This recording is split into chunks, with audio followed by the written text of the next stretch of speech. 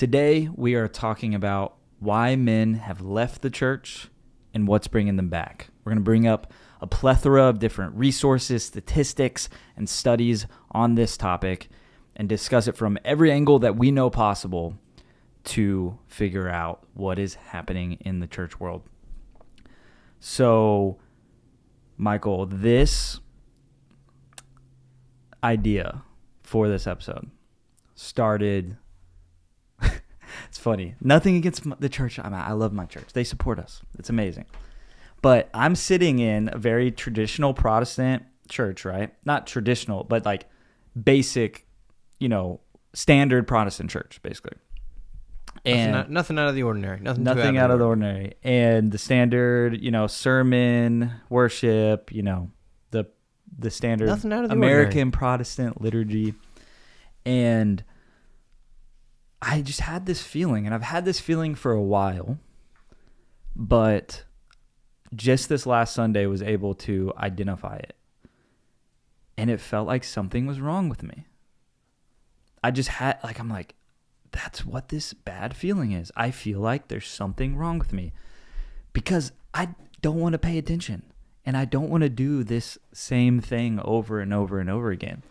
And so it got me to thinking, well, are men just more ADD than women, right? Yeah, that was the first message you sent me at 11 on a Sunday when I knew you were in church. I was like, something is sparking this thought. Well, yeah, because I know whether, Michael doesn't necessarily believe in ADD. I don't know. He's never experienced my brain. So, but I know I'm ADD, where I'll just space out to a different subject.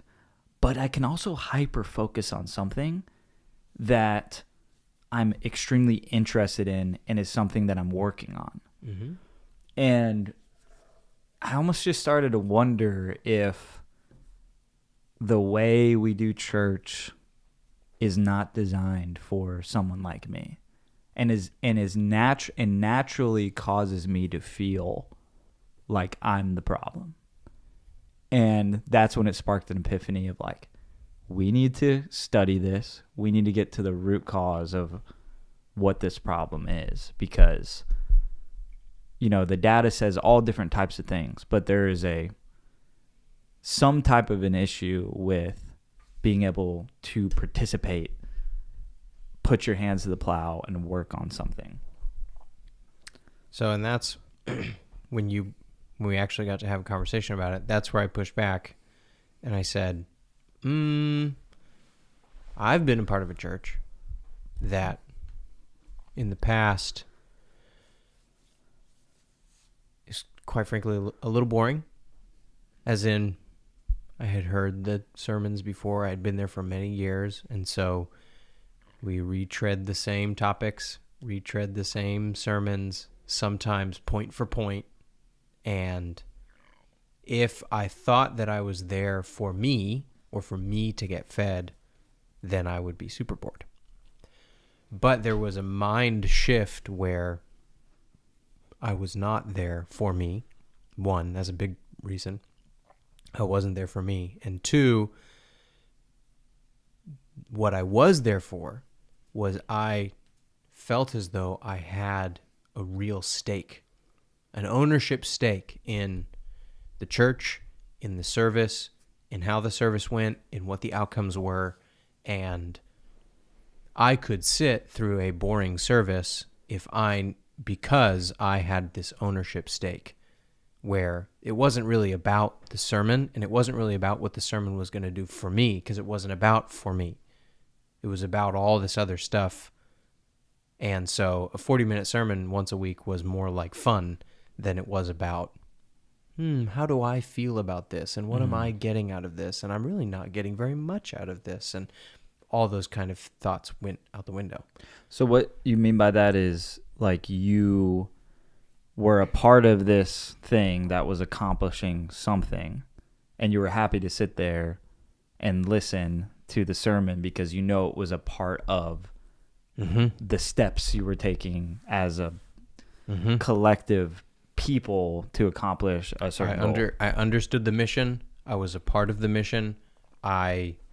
Because I was at a certain level of participation on staff, I helped guide the mission. I helped set the mission, and so I was working. I was at work, in Yeah. a way that was fun and really exciting and really engaging, even if the 40-minute sermon wasn't engaging for me that week. I felt engaged anyway because I was engaged in all these other ways. So that was kind of a summary of our back and forth about, is church boring? Is it my fault? Well, I've experienced where church should have been boring, but it wasn't. I was very engaged. And the thing that it triggered in my mind is I had a big question rattling around in my head for a long time. I was trying to figure it out. And I would ask anybody, leaders in ministry, missionaries, all these different people, anybody who I could get a hold of who I felt like I could trust. Lowell would come in the conversation and I would say, tell me what you think. I just can't figure this out. What I wanted to know, what I've been trying to figure out is, why do so many more women go to the mission field than men? Single women with no husband go way more. I don't have a specific number or specific statistic, but definitely I know it's it's true. at least 60-40. I think so. Yeah. And that's singles to singles, right? So that's not counting married people where it's 1-to-1, obviously. But it's 60-40 or worse. Single women go to the field more than single men go to the field. And it was even a joke that I would tell some of my single friends. I said, I'll just go 1 term as a missionary, find a single girl, come on. Yeah. But I would ask anybody that I felt like I could trust. I'd say, I've been really thinking about this. What is it? What do you think it is? And I'll just ask you, what do you think it is? Oh, man. Well, first, And whatever it is, I think it has to do partly with why church, if being a missionary is not appealing to men, then why is church not even appealing? well, I think men? first off, there's more women in church too. Yeah, there you go. So that's So, one. At least from that standpoint, it's more likely. I think, and then I guess, you could think, okay, if there's more women in church and less men, that means a higher ratio of men in the church are getting married than women, right? Because there's less. Just if everyone got married, right, then there would be leftover women in the church, and they need something to do, right? So they're single, go overseas. I don't know if that plays into it, but I never considered that. Maybe. That could have a role to play, but I'm not sure. Well, okay, I'll say this is not statistical evidence, but more anecdotal evidence, and even anecdotal evidence from missionaries who will see even more young women than would have gone. I guess this is true for young women and young men, but who were planning to go, excited to go, and then get married and don't go. Yeah. And I think that it's probably both, but I see where you're coming from. Okay. What else? Man, what else would it be? Probably, at least systematically, I feel like, from what I've looked at, that in at least the way that we think of church with reaching more people in an evangelical sense, not purely like a wholeness sense, every part of the body doing their role. But if we're focused purely on increasing the numbers within a church and increasing the numbers of donors in any particular 501c3 or anything like that, women are just going to take the cake with being better at that than men. Why is that? They're just typically better at those kind of roles. The logistical, bringing people into the church, kind of marketing stuff. Like, I guarantee you there's way more women in the marketing or the human relations part of ministries than there are men. And I think more staff are women than men in general. I don't know. I don't have any statistics for that. So Maybe. I think that is part of it. Okay. It's very interesting that you say that. That is definitely a huge part of where my thought process had gone. Okay, one, and this one is not specifically to church. I mean, it actually kind of touches church, but it is definitely specific to missions, is that some of the major appeals that I heard about going to the mission field was compassion and love. Was compassion and love. And as an appeal, that appeal is more appealing. yeah, That appeal draws more women than men. Where men want a mission and women tend to be more driven by compassion. Men want adventure, men want a mission, men want to conquer. And I have been a part of missionary sending, what do you call it?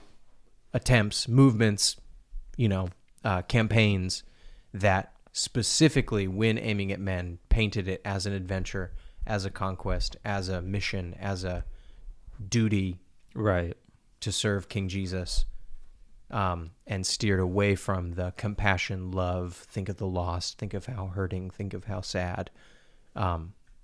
Not that isn't true and important and should move. Jesus' heart was moved by compassion. Okay, hello. I'm not saying that. I am saying the tendencies of men and women, and when you've got only one drum beat, you're only banging one side of the drum, and you produce 60-40 split, men and women and men, there you go. There's one component. What do you think of that? Well, it made me think of what I saw in my study, which is kind of a well-known thing, but for anybody that doesn't kind of know these terms or these psychological kind of phenomenons, is the understanding is that women connect face to face. And you see this in the conversations that women have, right? Where it's like about the person and the person's experience and how they felt about it and what they've been up to and all this stuff. That is not what I'm talking about. Just that classic joke of hey, you and so went out to hang out today. What's going on in his life? Yeah. I don't know. Yeah. What do you mean? I heard he and his wife were really struggling. Did you guys talk about that at all? No. Yeah. So what did you guys talk about? The game. Yeah. Well, yeah, and that men connect shoulder to shoulder in the sense of we are looking for something to accomplish. That's why we have intellectual conversations. That's why we have conversations about subjects, sports, because cars. we're trying to, and even with us, it's like we're after something. We're in a pursuit of something. We're trying to build something. We're trying to unravel something. But for women, it's face to face. So they're just connecting to connect. There's no objective but to do that. That is the thing. And so I think even the environment of how we structure church and what the priorities are and I'm talking mainly in a Protestant sense, and what we're doing with our time as a service, like what are we doing, like what are ways that we can serve? I think back in the day, it's like the men would get together, we got to cut down that tree. And that was, I think. And women needed men to cut down that tree. Yeah. Because the women surely weren't going to do it. Well, yeah, and now you outsource everything. So it kind of goes back to that. So you hire some outsourcing. immigrants to cut down. Oh, gosh. But, yeah, so that was something I found. It only hurts because it's true. I think you're exactly right. So there's one is the appeal to compassion versus the appeal to adventure. And I think, too, exactly, to understand that men are mission-minded, that they want something to do, they want their skills to be of use, they want to know that they contribute, that they're strong, that their work is meaningful. Men are work-oriented, women are really relationship-oriented. And so, and this is true not only for missions and now specifically aiming at the church, is when churches, church services, what churches are offering, what churches are aiming at is relationships. Relationships with each other, relationships to the ministers, relationship to God, my relationship to God. I even think about the signs. You're welcome here. Yep. Mm-hmm. Like, no. That is feminine coded. Like, yeah, because like I'll see a sign like that and I'm like, oh, that's plastic. But to someone else, they might think, oh man, I'm welcome here. Wow, I really am thankful for that. And like I'll like walk in, I'll be like, no, duh, it's church. Like, or I quite frankly don't care if I'm welcome here. Yeah. Like if I don't like it, I'll leave. If like, I do like it, I might stay. Like I don't care if I'm welcome. What if there's a sign that just said, you're useful here? No, okay, no, actually, what if you flipped it? What if you said, you have a job here? You have work to do here. You have a role to play. Like, even those, that gets me excited. Even that's why that's why we made the thumbnail. thumbnail. I want you. Yeah. That is it. And so that divergence of what do we offer at church? What is the core thing that we're offering that you can do here when you walk in the doors? Right. Have a relationship with each other. Is it a passive thing or an active thing? Have a relationship with each other. Have a relationship with God. Get fed, get nourished. What the Bible says is that's what a husband is supposed to do for a wife. That's what Christ does for the church, and so that's true to some degree. Men need the nourishment from their head, from Christ. But that is what husbands are supposed to do for wives. But that means that what a man craves is to be capable of doing the nourishing. Men want to be able to do the thing. They want a job to do. They want something to put their hands to. And so if in the church it's all ministers nourishing you, and there's nothing for the men to actually engage in and do, right? Then it's just not that interesting, quite frankly. So,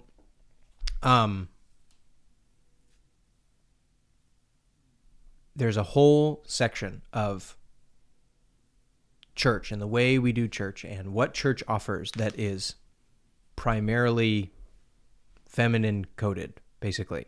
And, some people don't like Doug Wilson. Personally, I quite like Doug Wilson. And this just came across my feed as we were thinking about men in the church. Oh, so you didn't search for this? No. It came across my feed and I said, Hallelujah. Doug Wilson talking about feminization in the church? That's what we need. And he did. He did a great job. He did a great job of explaining how we got here. And I don't think it's the whole story, but I think it is a good part of the story. Yeah. And so we'll let Doug Wilson kind of explain how we got here a little bit. After this video, I want to pull up some of the statistics I have of like, if we're thinking about what our outcome ought to be, if we want like whole families, people equipped to go into the world and maintain their belief and faith, how we design the church, and if we help men come back to church, it does seem like there's a trend where men are starting to come back, but if we help them stay, what the different effects on society can be. Yeah. For several centuries, masculinity has been seeping out of us. And in many respects, the church has unfortunately led the way in this masculinity leak, this masculinity seepage. Many factors have contributed to this, but the upshot is that because of tradition, men have occupied the ministry, but at the same time, sentimentalism and pietism and the definitions of piety have become increasingly feminized. So what what does a godly minister look like? What does he act like? Well, if the church is being gradually feminized, and they hold to the teaching of the text that only men can be ministers, what's going to happen is you're creating pressure on those ministers to conform more to the ideal, and they're going to become increasingly effeminate. The definition of what constitutes devout piety has drifted into feminine territory. Now, I need to make a distinction between feminine and effeminate. Femininity is a virtue. Femininity is a word that describes a collection of attributes that a woman ought to be displaying. When a man is displaying those same traits, it is out of place and effeminate. So it's a vice, not a virtue, when he is being that way, and it's a virtue when she is being that way. So the definition of what constitutes devout piety has drifted into feminine territory, and ministers have labored to keep up with the shifting expectations. The sweetest and gentlest boy in the church is the one who was told repeatedly while growing up that he really ought to consider seminary. The old lady pinch his cheek and say, "You're such a sweet boy. You should preach the word of God." The boy who has garnered 17 black eyes and 3 broken arms while growing up is never told that by anybody. Okay. I thought that was so impactful to me as I was listening to this. I want to get your thoughts on that. Yeah, I mean, no one looks at the ADD troublemaker who can't read and like That's you. You're says you should become a pastor.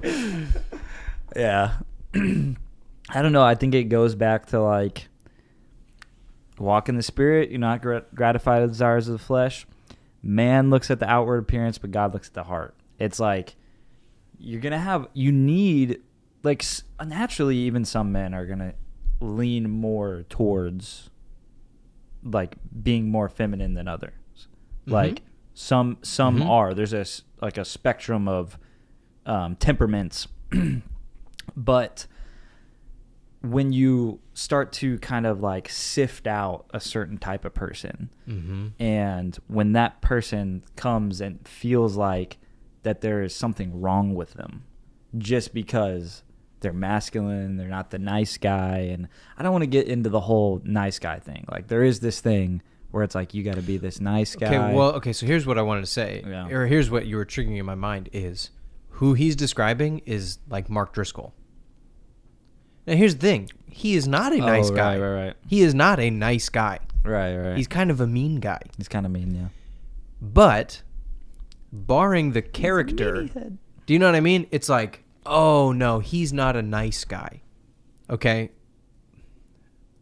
What I'm trying to get across is there's a line between being a nice guy, sweet, gentle, bookish, meek, mousy, and having a upstanding character full of integrity.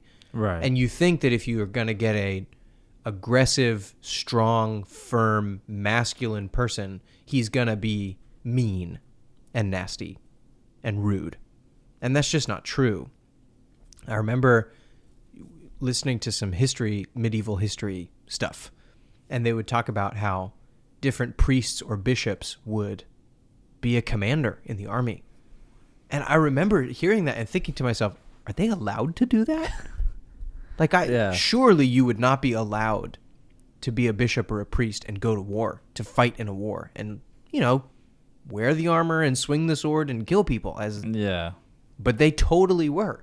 And that, listening to this, that just exposed that bias in me. Oh, a man of the cloth would never, ever, ever go to war. They shouldn't even be allowed.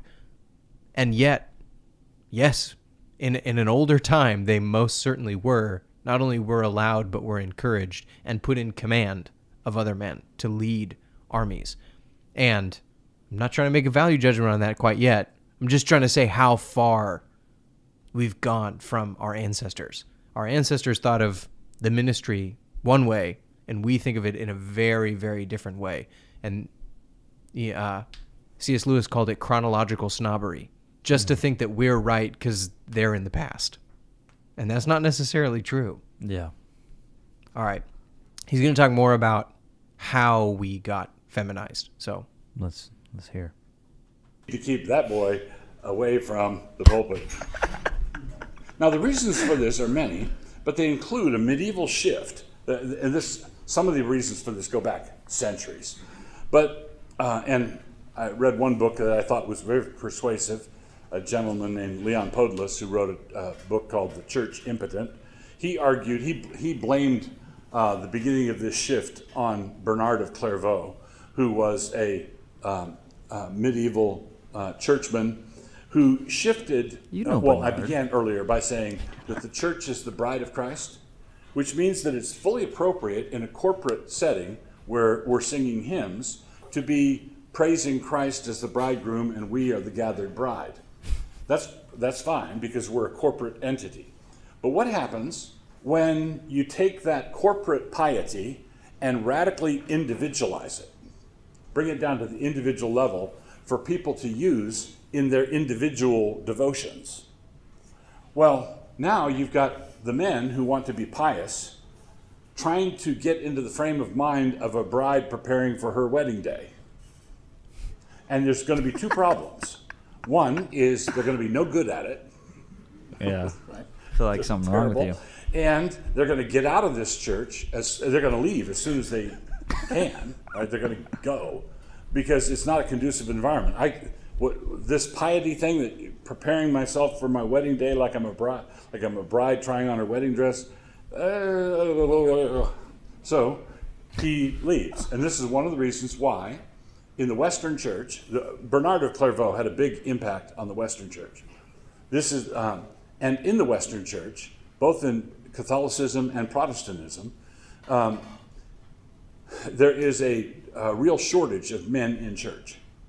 Okay, there's church is dominated by women. That's not the case with Islam.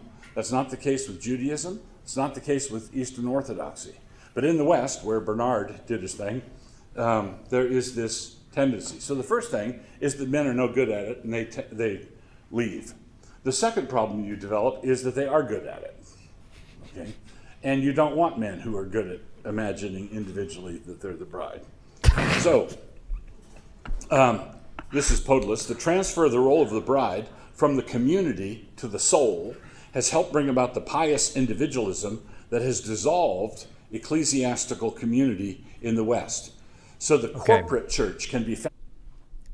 Thoughts about that?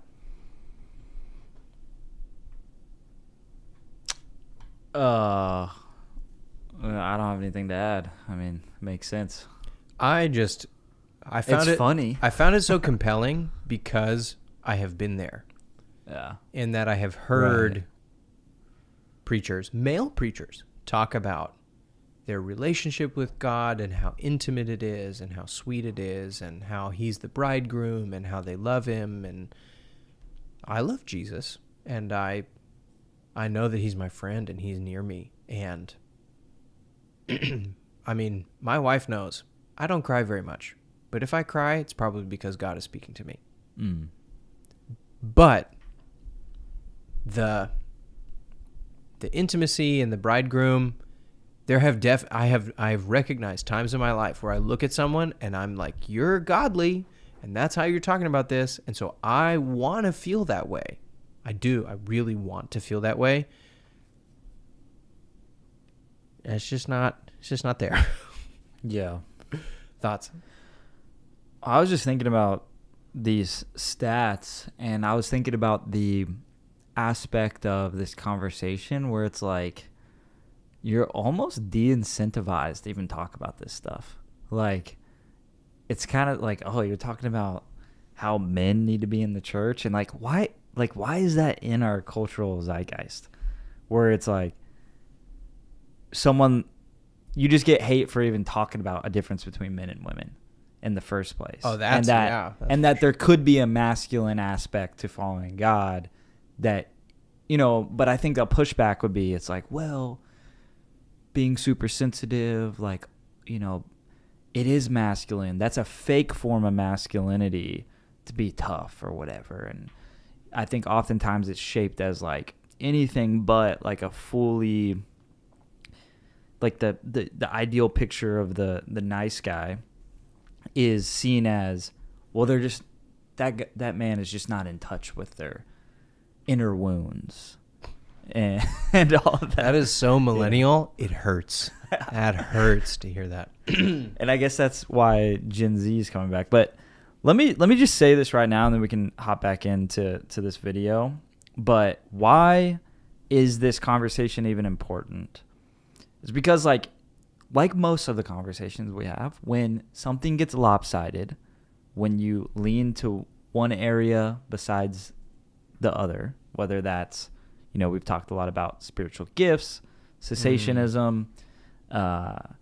We've talked about, you know, God inside of time, outside of time, predeterminism, all of these things. Calvinism and Arminianism. And if you get kind of weird either polar, and I think this is one of them, where why is it important? Well, I did some research and I found a study.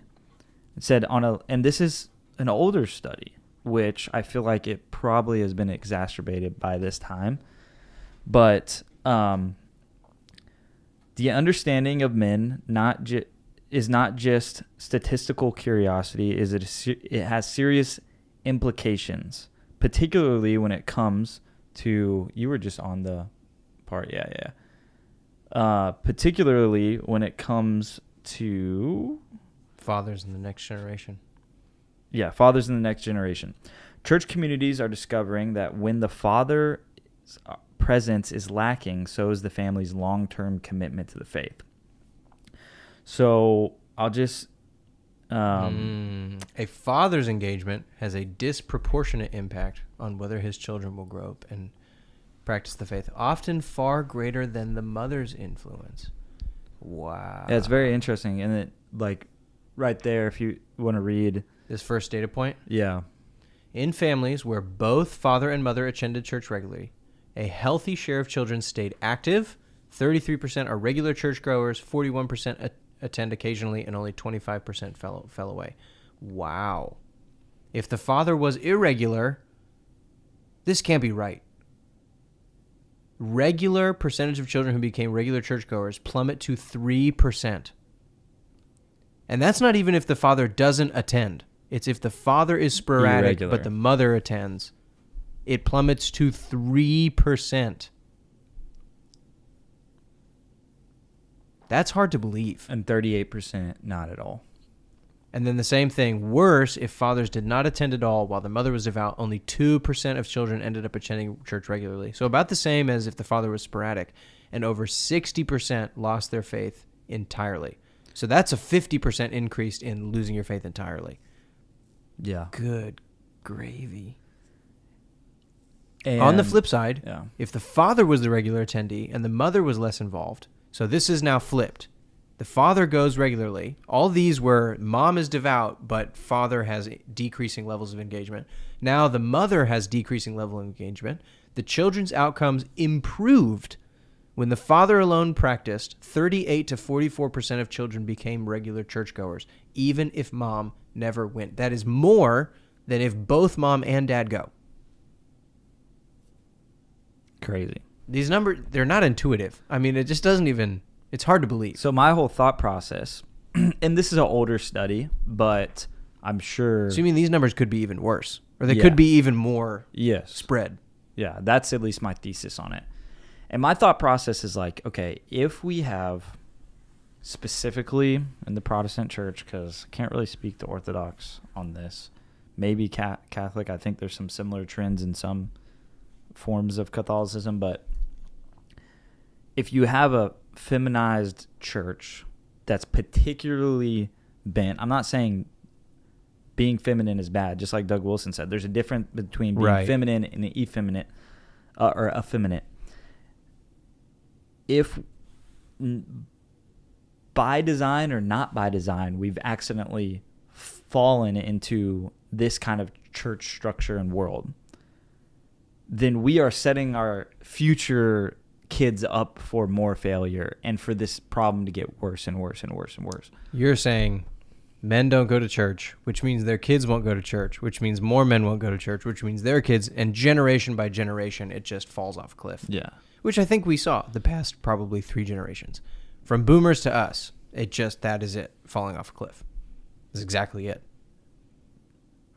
Valuing other things, and there's a lot of, we don't necessarily know all of the causes, but it kind of goes back to, okay, like you have societal changes, you have men focused on different things, you have the effects of their father, you have generational curses, you have all of this. But what I'm interested in is the things that we can change. I don't really care as much about what the full entirety cause is, especially with factors that I can't control.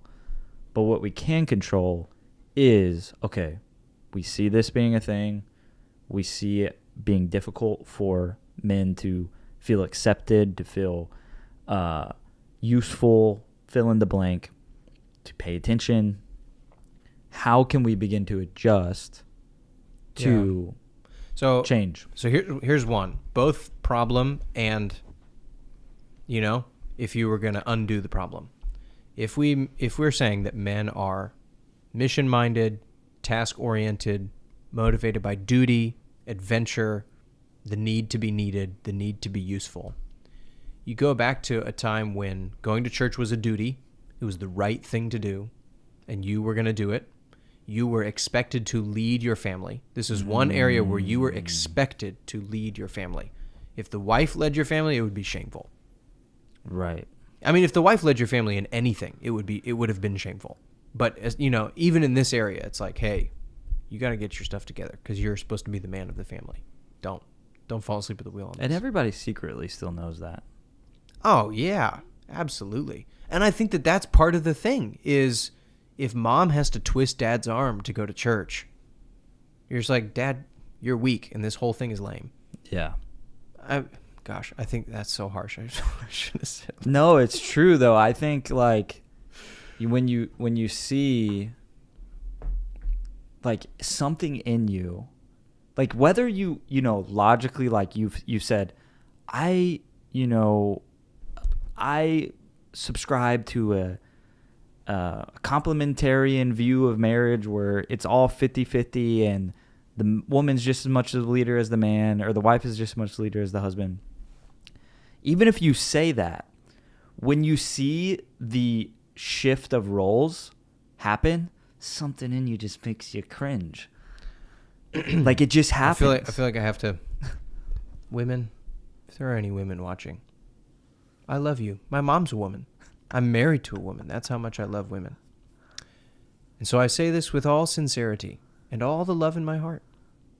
I don't know that I've ever seen a woman who wears the pants, quote unquote, Right. who was happy. Right. And I've certainly never seen a man who didn't wear the pants who was happy. Yeah. Really happy. I mean, joyful.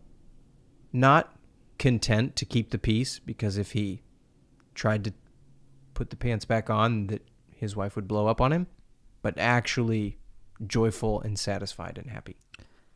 And my whole thing is like, why is this controversial? Okay. Hold on. I think I have a response to that, an answer. But hold on, I want to finish with this. Church, there was a time when church felt more like a duty. Yeah. Something that you were supposed to do, Right. supposed Everybody to participate knew they in, were supposed to go to church. and it felt just as much like a civic community as it did a religious experience. Like we all show up as the church together, and this is a civic community and a religious community, and it's less about me and more about us. Yeah, and there was some responsibility to it, to where like Billy Bob down the street was going to know that you didn't go to church. Yep. You Yeah. know? But now it's like no one's going to know. No one's going to say anything. Mm-hmm. And so I think that we have taken a tumble down to a hyper-individualized faith. And because it's a hyper-individualized faith, we don't owe anything to each other, and we don't owe anything to the church. And once I start cutting all those other responsibilities, all those other duties, all those other ties, what's basically left is me and my relationship with Jesus. And when I come to church, if there's no tie of loyalty to the church, tie of duty, tie of loyalty to my community, tie of loyalty to my brothers and sisters that are around me, to the other families around me. I just think about if you've ever watched Little House on the Prairie, the way that Pa is at church, like that is what's in my mind right now. When you lose that, what you're left with is me and my relationship to Jesus. And basically that is feminine coded. And if that's all you're left with, then guys, just check out. Right, because, like, okay, there is this idea of God gave us a mission, right? Mm-hmm. And there is an aspect of, like you said, men need some of that. We need to get into the Word and have a real relationship with God. It's not like men just don't have relationships or ever talk about anything real about what's happening. But what I've noticed is oftentimes for me, God teaches me a lot of things through like failure and through learning lessons. And that's the same thing with like my buddies is like I'm working on a building project and I invited my buddy Connor over just to hang out. I'm like, hey, do you want to build? Like, and I feel like most people, it's like, that's not what they want to do on a Saturday. No, that is. That is what most men want to do on a Saturday. Yeah, exactly. I'm like, hey, you want to build this with me? And he's like, yeah, I'll be over in an hour. I'm like, all right. Let's chop some wood and shoot some nails. And we're having a great time and spending time with each other. And real life on life, spiritually minded conversations came up in the midst of it. Right. And so that's what I mean is when church, there was a time when church was more about stuff you could do. You can do stuff as a part of your church, not just in the ministry, but for other people and for your church and for your community. There's stuff that you could do. And especially for your family. Me being a Christian, like I'm going to go here and be a Christian, and then I am the spiritual leader of my family. And so church and your religious life was so much about doing things. There's expectations and responsibility and some adventure, and that is masculine coded. Right, and when there's no expectation that you as the father and the husband are supposed to lead your family, it's like, oh, well, why does it matter if I go to church? I'm not supposed to be the leader anyway. Okay, and then on top of that, to make it worse, you have this race to the bottom to appeal, that you have a class of ministers and a bloated church staff that also doesn't need any help from men in the community. The ministers, the church staff, the church will do everything for you. We'll do everything. We'll put on the event. We'll, run the stuff, run the kids ministry, run the ministry, do all the stuff. All you got to do is tithe. All you got to do is tithe. We'll hire the people that cut down the trees. Mm-hmm. Yep. Mow the grass. So I think that whole sense of that there's something to do at church, that there's something to contribute, and the expectation that I then go lead my family. When you steal that from me, that me and my wife are equally leading our family, or that it's fine if my wife leads my family and I don't really have to, because practically that's what being equal in leading means, is my wife is going to do it and I'm just going to not. Okay. And if that was the case, though, why is there such a disparity in the statistical likelihood of children being regular churchgoers in their adult life?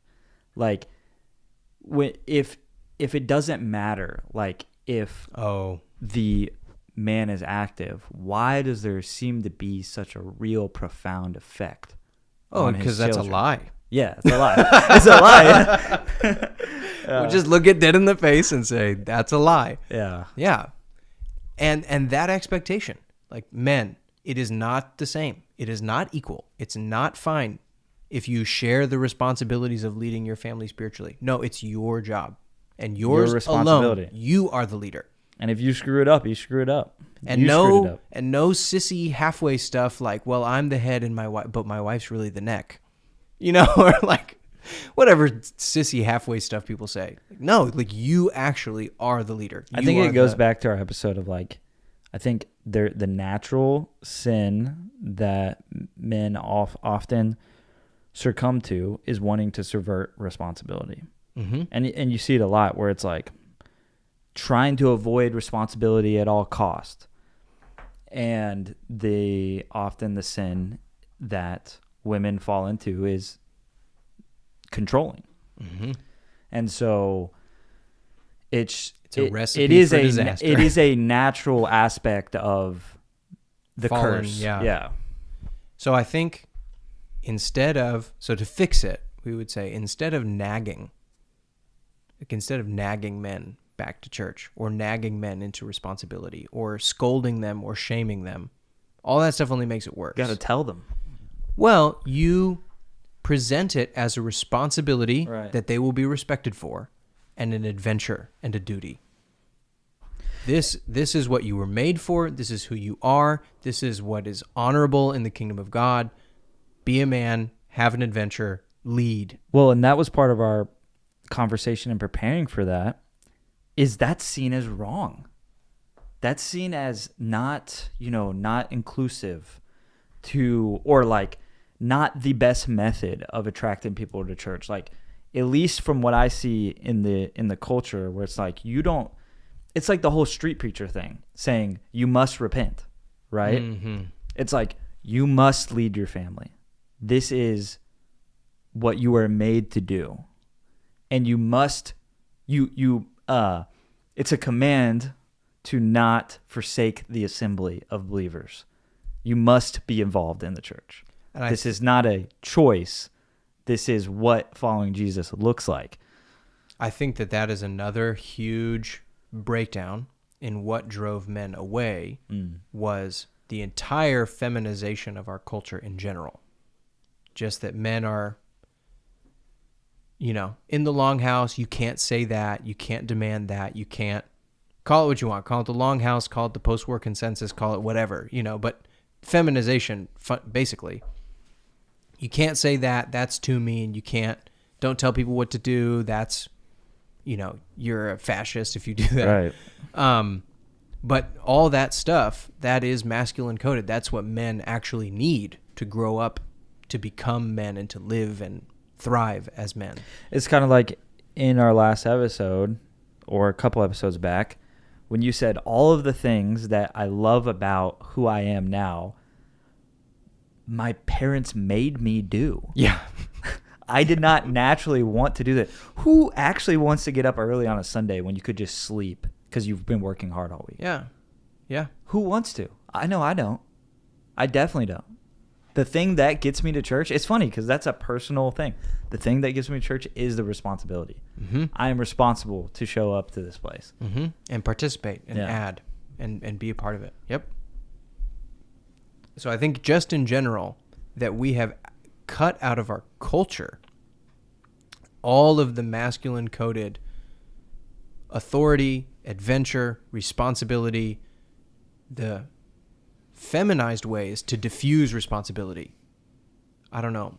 Anybody who's been in a room full of women, like, I don't know, what do you want to eat? Well, we don't have to, but if we did, like what I was thinking, maybe, I don't know about you guys, but I was thinking maybe we could get a salad, but we don't have to. Like, you don't, oh, well, that sounds great. I love that idea, but I'm a little bit allergic, but that's okay. You guys can go and I don't have to eat. Like, that's fine. To diffuse responsibility is the feminine way. Nobody takes responsibility for anything. Nobody has to offer every, the nail that sticks out gets the hammer. That's now in its proper place.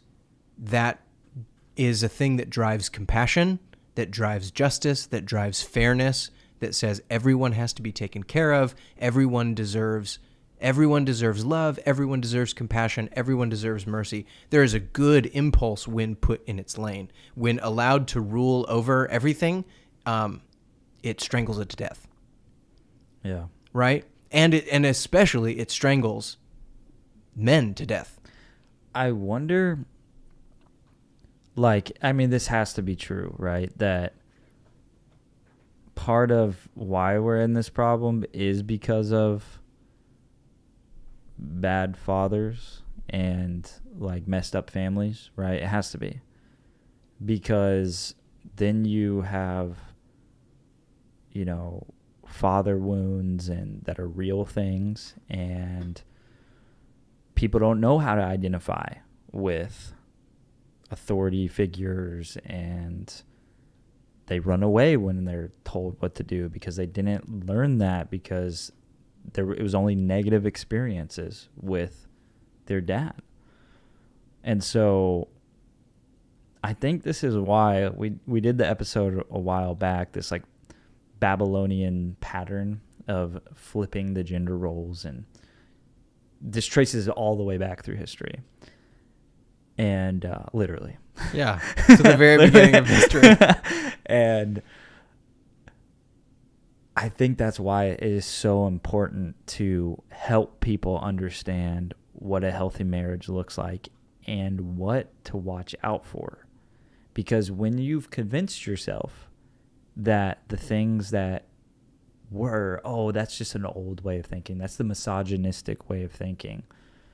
And I'm not saying, you know, husbands that don't love their wives or abusive fathers or anything like that. That's way out of the question of what a godly man is like. But I think it's so important to get that right, because it affects generations and generations and generations.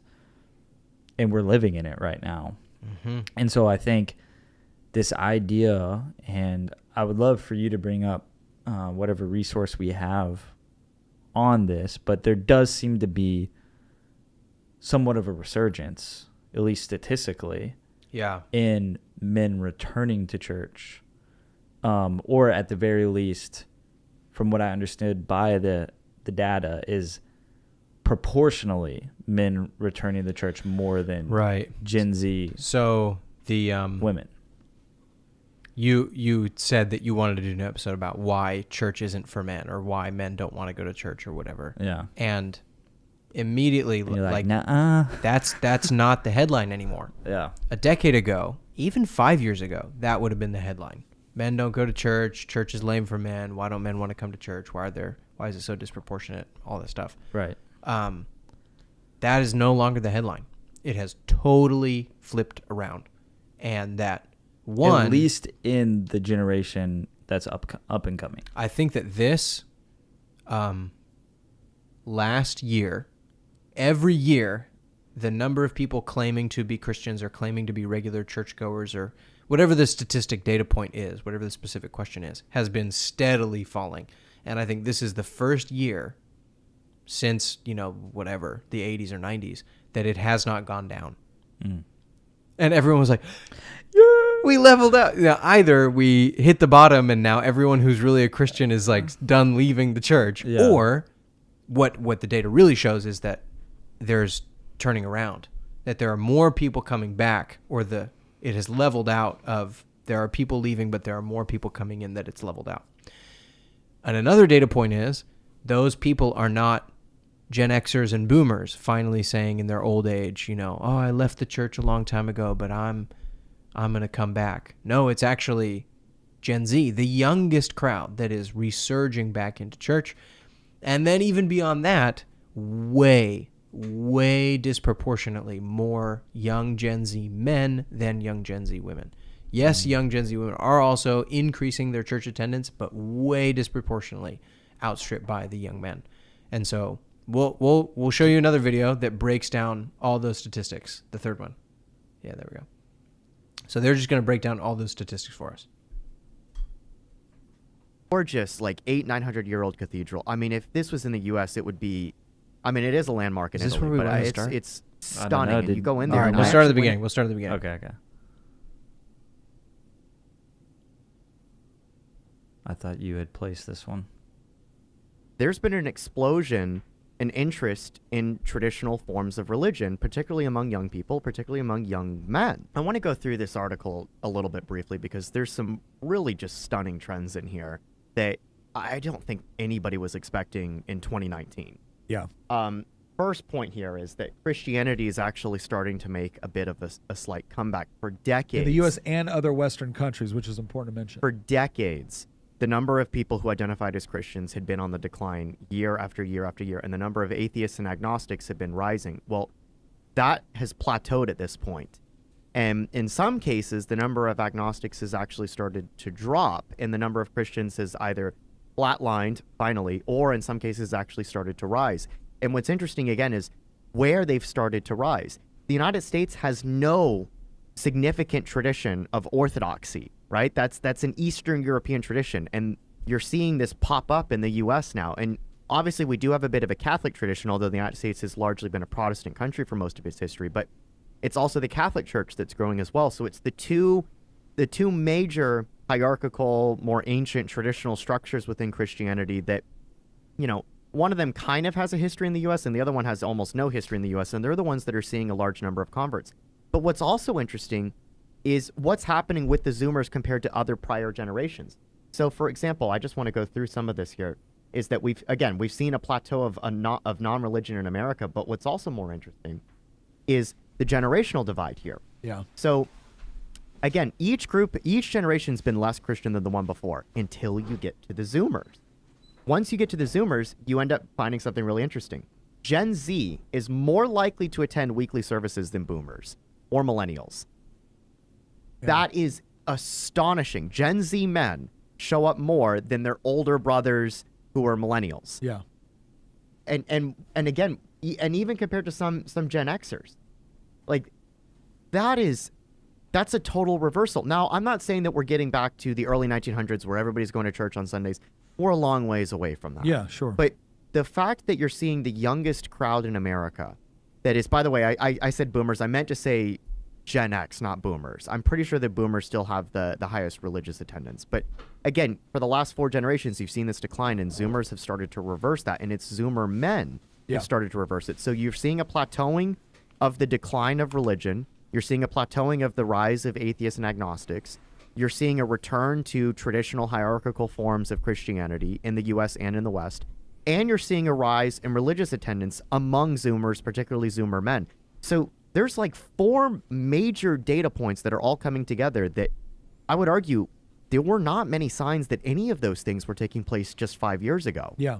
So Well, what do you think's going on here? So this is interesting. When you look at this, within older generations, there's a consistent gender gap among Christians, with women more likely to be religious than men.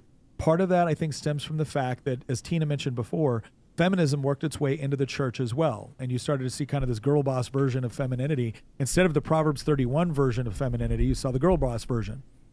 And that was problematic because it kind of excluded men, right? Men would get lectured at church, women would get uplifted.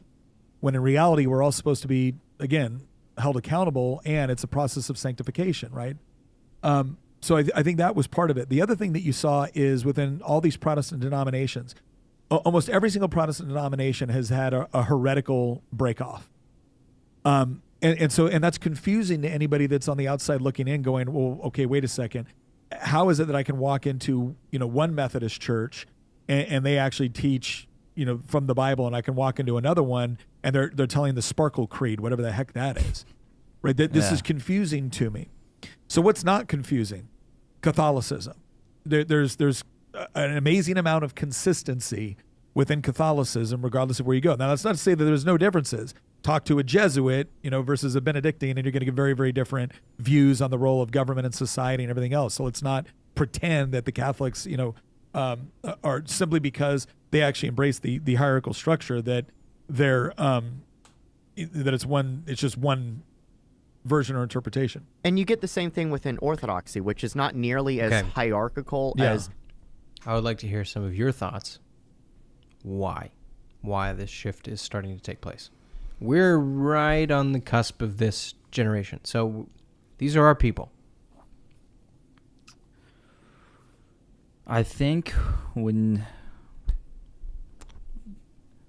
especially in America, when you grow up with your core values being based on the Bible, whether you know it or not. Maybe you didn't have a good father figure. Maybe you didn't, get taught the Bible well. But the societal structures in general are dependent on the Judeo-Christian creeds, essentially, the ideas. When you have something like the civil rights movement, fundamentally founded on the Bible, like that was one of the most amazing things. Whenever that's when I really realized how stupid atheism is.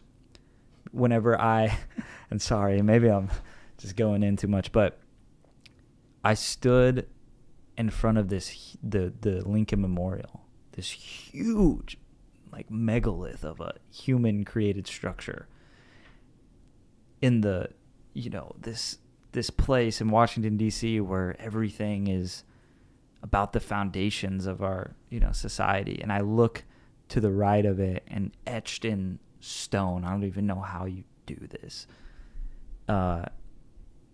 It is Lincoln's address.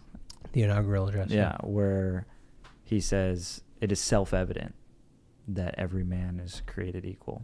Yeah. In the eyes of God. And he also says, we're in this war as a judgment from God for slavery. Yeah. In the inaugural address. Yeah, that guy, yeah. So, I lost my train of thought. We're just crazy. Yeah. We are crazy. Yeah, and when we look at society crumbling and everything we know to be true and people saying wild things, it's like, okay, man, like this was fun when it was just like in that sweet spot where there was like the perfect amount of societal stability and just like no responsibility to any moral, objective, where I had to have a different Lord but myself. But you stay in that place for so long and you literally become Rome, right? You start to fall apart. And I think that's probably a big part of it. I think this is the way I've thought through it. The boomers believe their own story. Just got to pull yourself up by your bootstraps. I had it hard when I was young, but I put myself through college and, And we're all conspiracy theorists, man. Hold on. So we don't believe no story. But the boomers really believe their own story. Right. Gen Xers, they think to themselves, man, when I was a kid, America was good. I don't know what happened, but, somewhere along the way. But I'm so glad I grew up in the 80s because that was a golden time, beautiful time when I was, a teenager in the 80s. Yeah, and you always talk about your high school experience over and over again. And then you go, man, I don't know what happened now. The millennials are when it started to break down, where they look at their Gen X and boomer parents and they say, you told me to get this degree. You told me this degree would pay off. It was a scam. Why did you do that? I believed you when I was a teenager. Why did you, you told me to save up and I would be able to buy a house. I still can't buy a house. Why did you tell me this? Why did you lie to me? So the millennials bought the lie that the boomers believe as teenagers, and none of it came to fruition. And now Gen Z is looking at their older brothers and sister millennials, or, looking at millennials and just thinking, no, I'm not even going to believe that. I think that the story of how things work has the Zoomers just don't believe it. And they're looking for a new story. Yeah. I think that's one thing. I think another thing is our culture has been increasingly feminized, and that kind of choking feeling. And the thing of, you can't say that, if you say that, you're this, that, and the other. You can't speak. I saw a young man with a septum piercing and a shirt that said, stand up, a black woman is speaking. It was like, stand up and shut up, a black woman is speaking. And just that, the feminization, the nagging, the scolding, the you can't say that, you're not allowed to do that, safety first, don't run with scissors, like just all that, stuff. As things got crazier, you push crazier and crazier stuff, and you also say you're not allowed to say anything about it. You're not allowed to do anything about it. If you do, you're a this, that, and the other phobe, And then in 2016, like the boot just started to grind in the face, I think. And with Donald Trump and the LGTV, especially the T, and all that stuff, and it just got crazier and crazier and crazier and crazier until I think COVID broke people. I think the lies that happened during COVID, and people snapped and fundamentally changed, and there's a whole bunch of people who just said, I'm not doing that anymore. I'm not staying quiet anymore. I'm not going along anymore. You people are evil. What you've been doing is evil, and I've been a coward, and I'm going to stop being a coward. I'm not staying silent anymore about how crazy and evil this is. And I think the young men have just been waiting for their dads to do that.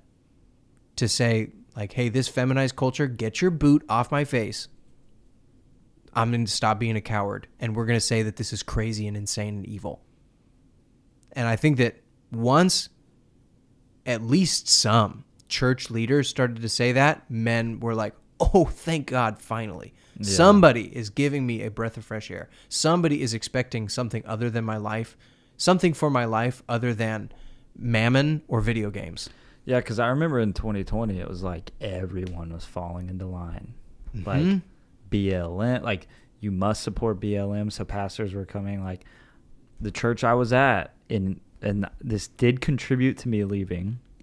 It wasn't the full picture. The biggest part of why I moved churches, and I've only moved churches twice before, is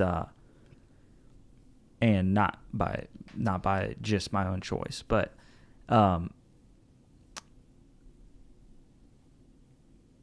main reason was we stopped doing life groups. So I had nobody to connect to, like in the middle of COVID. So it's like, okay. And that was most people's experience. But I was like, I need to go find something. I know someone's meeting. Like, I want to find that. And we're in Texas, so it was a little bit different than other places. Oh, yeah. There were lots of dissenters. Yeah. Yeah. And, but I remember I was in a church service. And during the service, it was like, the pastor said, all the black people stand up. Everyone look at them. And I just remember, I was like, something is wrong about that. Like, we're not supposed to be separating. We're supposed to be coming together. Like, the unity of the faith. It doesn't matter who you are, where you came from, what happened to your ancestors. It doesn't matter. There is no Greek or Jew. Yeah. There is no slave or free. It does not matter. All that matters is that we're a part of a new kingdom.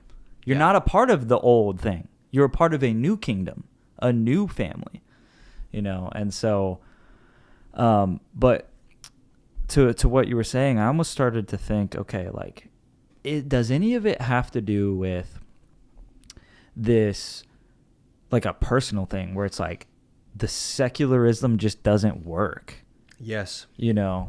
And I wonder if part of it, it's like the secularism doesn't work, plus like there's no more certainty in society, plus like I can't buy a house and have the American dream anyway.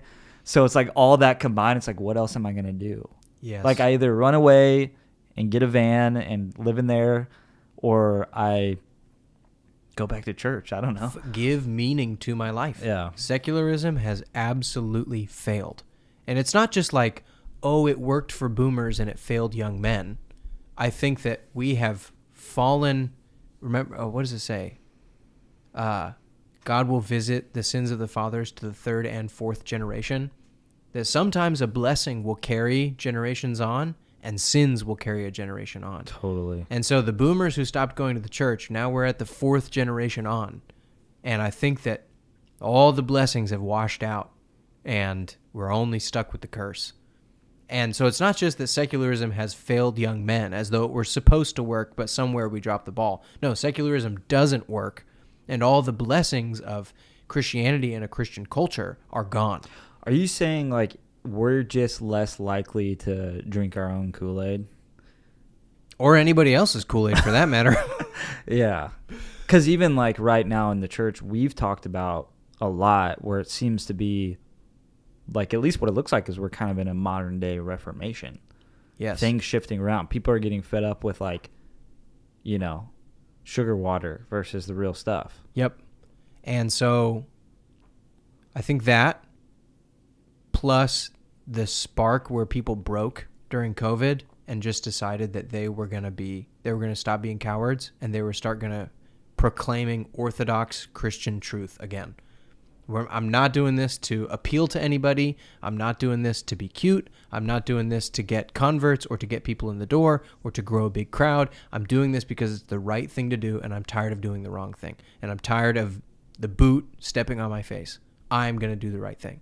And that is what men, just men in general, have been waiting for. And young men who are disillusioned with secularism and are desperate for meaning.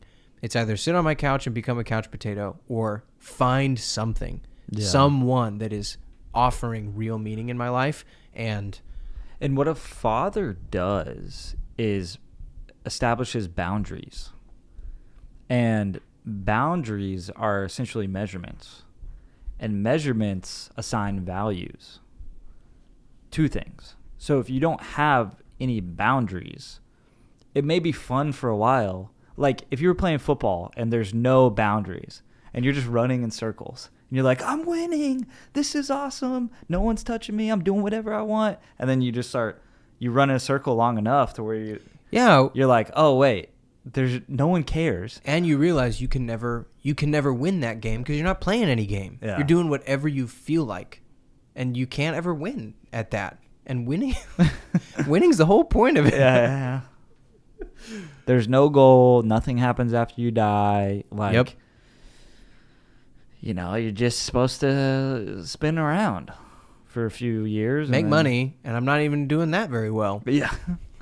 Because the majority of people are not rich right now. Mm-hmm. Majority of people are priced out of the assets that are hyper-financializing. And so that's what I meant. Like, the millennials bought into the story and then realized by the time they graduated college that it was a lie and it was never going to work out. And why did you sell me this lie? Everything's hyper. And so the Gen Z is just saying, like, why even play the game? The game's rigged against me. I'm never going to win. And that disillusionment with secularism and,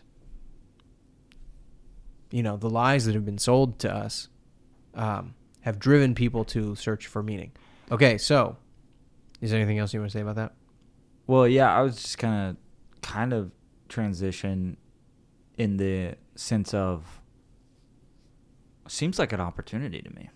I was going to say, so if they're coming back, what do we do?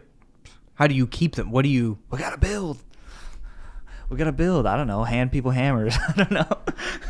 Okay, what do you mean by that? I mean, I think I agree with you. I just don't know what you mean.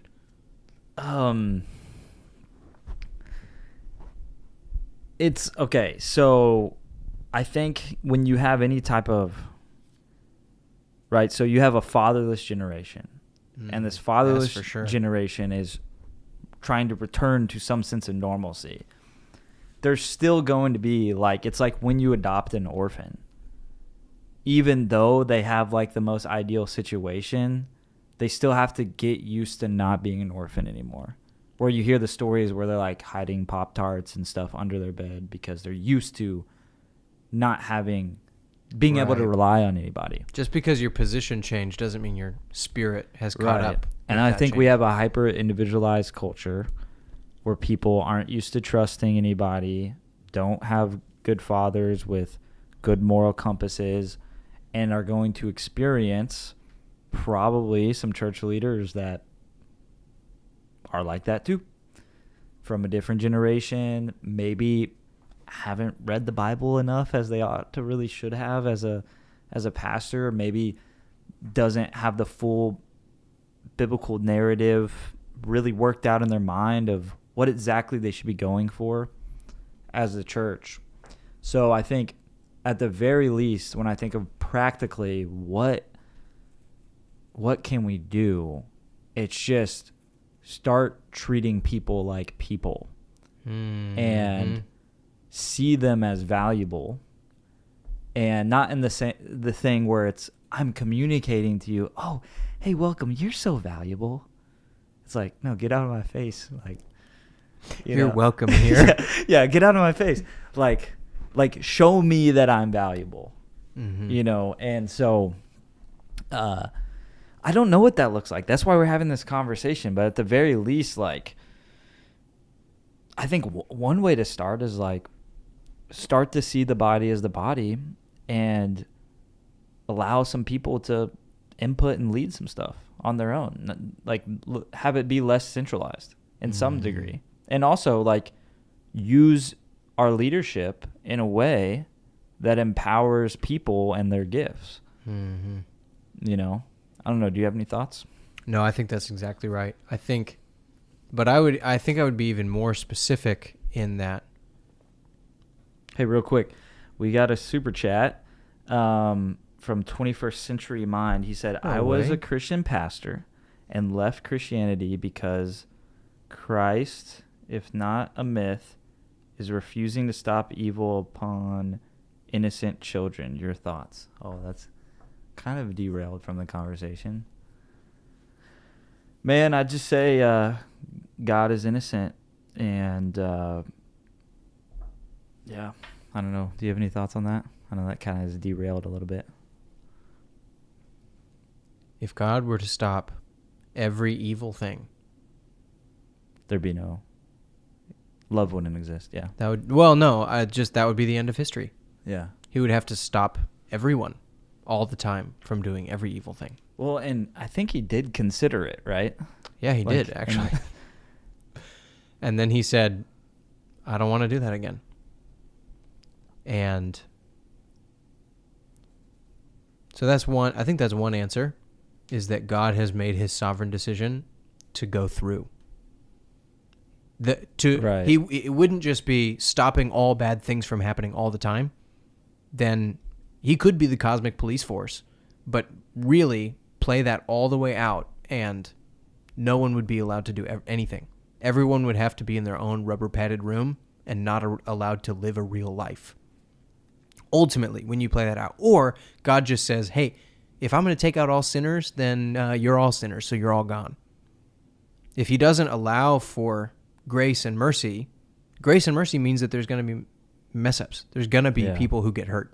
And I think for me as well, when I think about this philosophically and logically, and I come in with the assumption, okay, like if God gives me a moral framework in which to judge, I have to default to him as the moral framework giver, right? So who am I to judge the person that I'm borrowing from, right? And in that, think about, okay, I'm assuming that the one who created my sense of morality to begin with is good.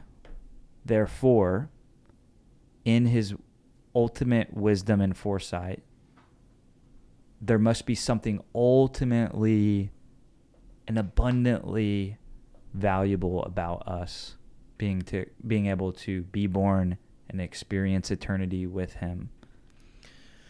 I think that is definitely the other. God, Paul says, I am convinced that this light and momentary suffering cannot be compared with the eternal weight of glory. So that was Paul's point of view. And then Jesus. I am convinced that this is a light and momentary suffering in comparison to the eternal weight of glory. Well, and Jesus, for the joy set before him, endured the cross. Exactly. And so from God's perspective, and Paul had that mindset of God's perspective, that he could see from God's perspective. And he saw suffering as light and momentary. And even, his buddy James said, and it's a good thing when you go through suffering because it will develop your character. Yeah.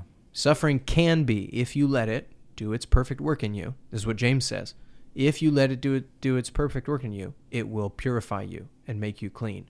And Paul says, and in the end, it's light and momentary anyway. And it's hard to watch a suffering child and say, that that's light and momentary. But that was Paul's point of view, and he was seeing it from God's point of view. And now again, that's another thing to say. You go, you don't understand. You're not the one suffering. Right. How dare you look at that kid and say that it's light and momentary when they're the one going through the suffering. And that would be true, except that God himself came down in human form to suffer. Right. So it's not trite for him. It's not impersonal. It's not impersonal. It's not a game for him. That is the whole point of the incarnation, that he came to experience exactly the kind of suffering that he kept telling people was light and momentary if you'll put your trust in me. Yeah. Yeah, to to confirm the validity of it. And I would even say to confront it and put an end to it. Right. And show people that this suffering will come to an end. And so to leave Christ, and this is great. You should go look up a guy named Glenn Scrivener. He did a whole talk on this, and I won't do it justice. But basically what he said is, you can either leave Christ and suffering still doesn't make sense. Everyone has to deal with suffering. And so you can leave Christ and it still doesn't make sense. Yeah. That suffering absolutely has no meaning. You can't make it better by leaving Christ. You can only cling to him and say, you willingly came into my suffering to save me from it.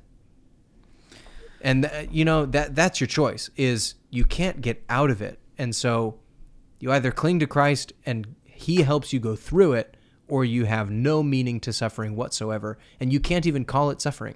I mean, that's the Eastern point of view that has gotten rid of God and absolute morality and all those things, views suffering as just karma. It just is what it is. Yeah, we have a follow-up chat. God intervened and stopped humanity doing evil all through the Bible.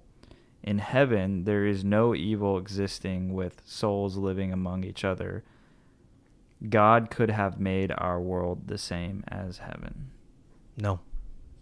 Heaven is full of people that chose to be in heaven. That's actually just not true. It's not true to the Bible story. The Bible story says that heaven is full of people who want to. This is the very last page of the book. It says, in heaven, the holy go on being more holy, and in hell, the unrighteous go on being more unrighteous. And earth is your place to decide which path you want to take. So God could not have just snapped his fingers and made heaven heaven, because heaven is full of people who chose to want to be there. Yeah. And you have to be given a chance to decide. God did. Now, again, I don't remember who I got this from, but it might have been C.S. Lewis.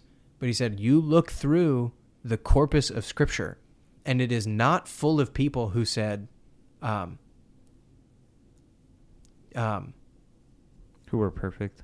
Well, no, the corpus of Scripture is full of people who are saying, God, why aren't you doing anything about evil?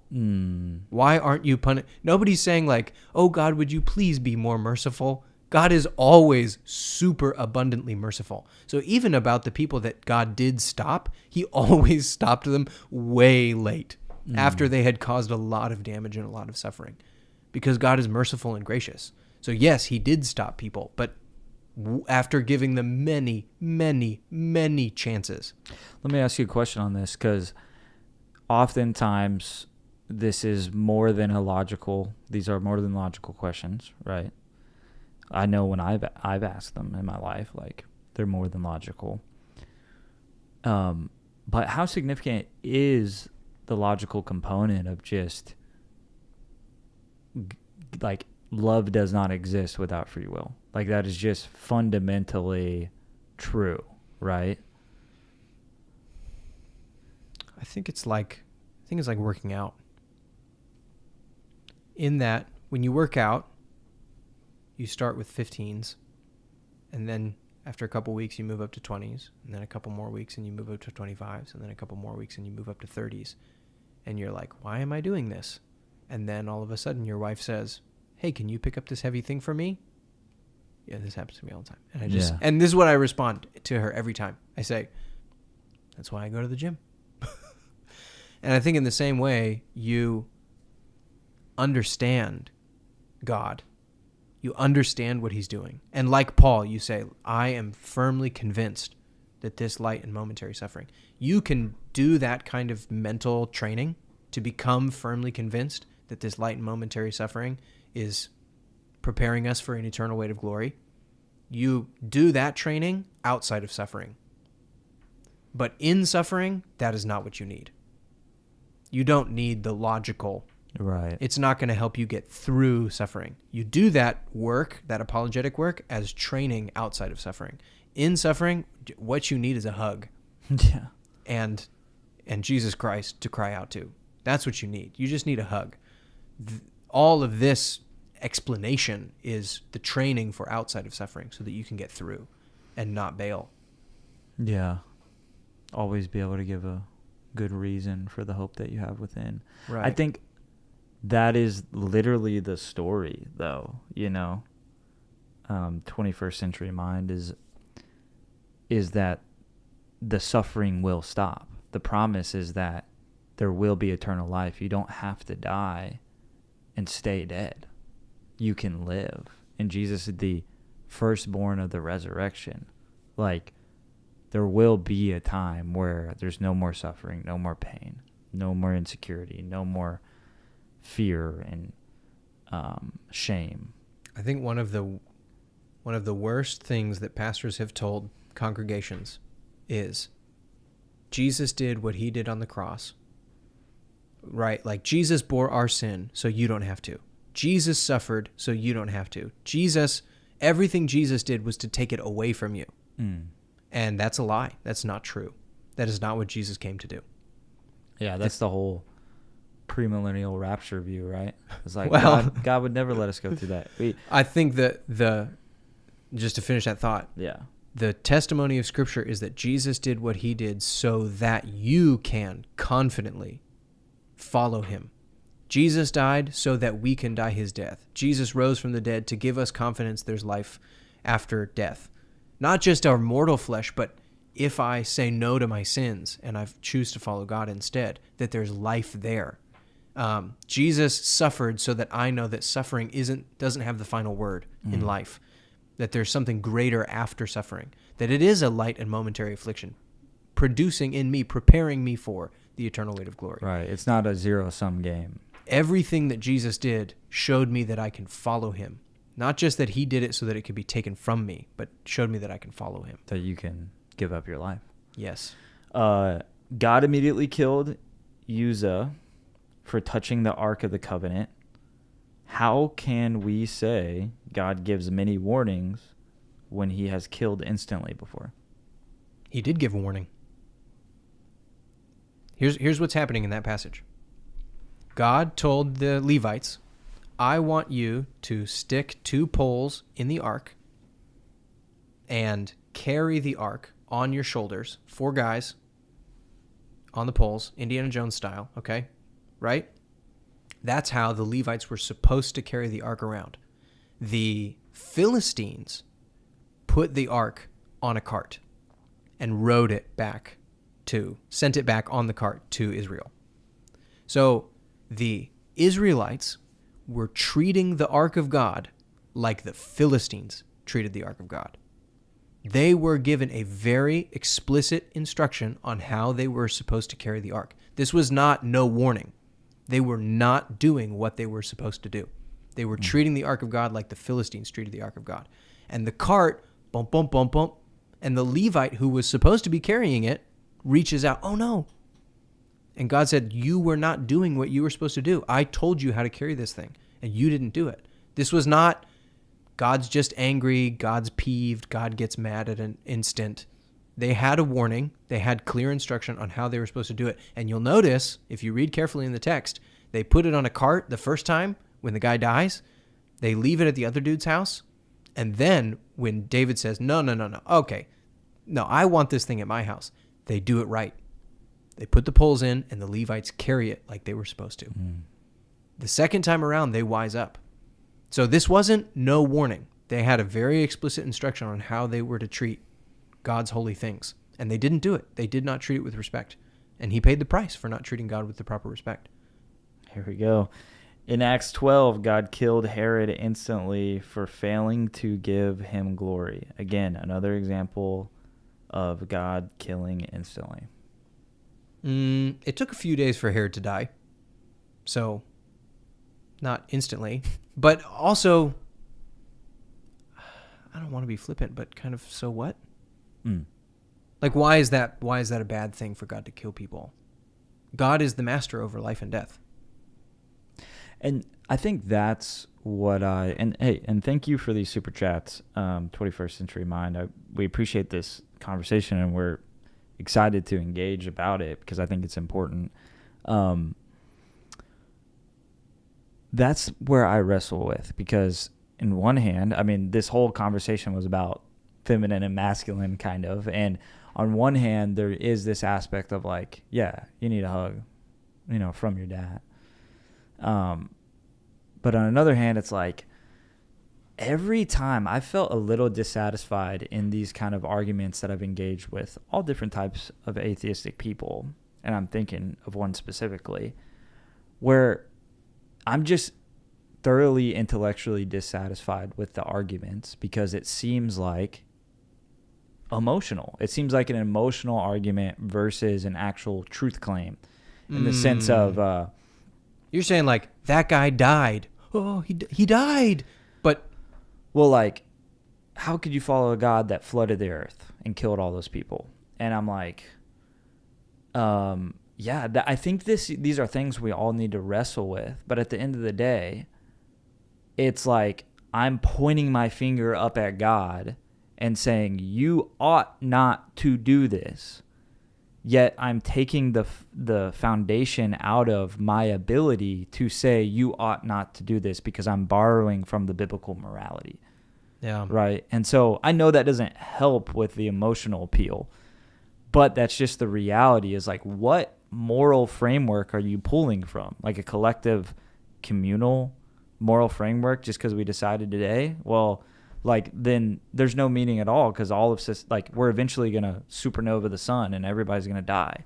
yeah. So it's like none of it actually had meaning, and there's not going to be any consciousness to pass it on. So all of this might as well have not happened to begin with. So it doesn't really matter because we have no value. We're stardust. There's no such thing as actual morality. Like, when you break it down, it's just dissatisfactory.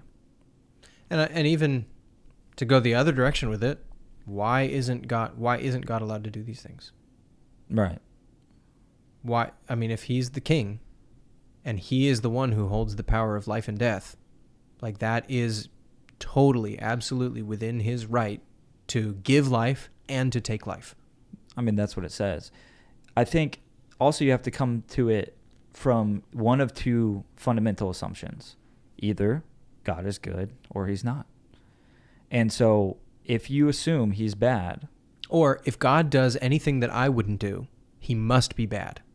Right, but like, dude, I don't want to be in those positions. And I think, okay, so the biblical answer to this question, God doesn't try to, all these things that we've been saying, Yeah. God doesn't ever try to explain himself or lay these things out. The answer that God gives to this question, why do bad things happen to good people? Why do bad things happen that I can't understand? Why does God treat some people this way and other people that way? And this is all the book of Job. And what God answers to Job is he goes, how about you try and run the world for the day? You think you could do any better? Yeah. How about you decide who dies and who lives? You decide. Do you really think that you could run the world better? And Job, thankfully, as a man of God, said, I'm going to shut up now. Yeah, well, because first off, you have to have evil in order for free will to exist if you're going to allow man to decide. I think it's even simpler than that. If you could honestly say, yeah, God, I could run the world better. The way that I would do it is this. I think you've already lost the plot. If you could respond to God and say, yeah, I know how you should be doing things, you've already lost the plot. It's already gone. Yeah. Yeah. Well, should we return back to the original conversation? Where were we at with it? Hey, again, thank you for these questions. We're so grateful for it. Yeah. That's why we took the time to answer, because they're important. Yeah. They are super important. And I just challenge you to keep pressing on and challenge your own assumptions. I think we had talked about it on one episode before where it's like a true Christian challenges his own assumptions consistently and wants truth at all costs. So I just say be after truth at all costs, not another motive. And here's one of the biggest reasons why people who are hurting just need a hug is because that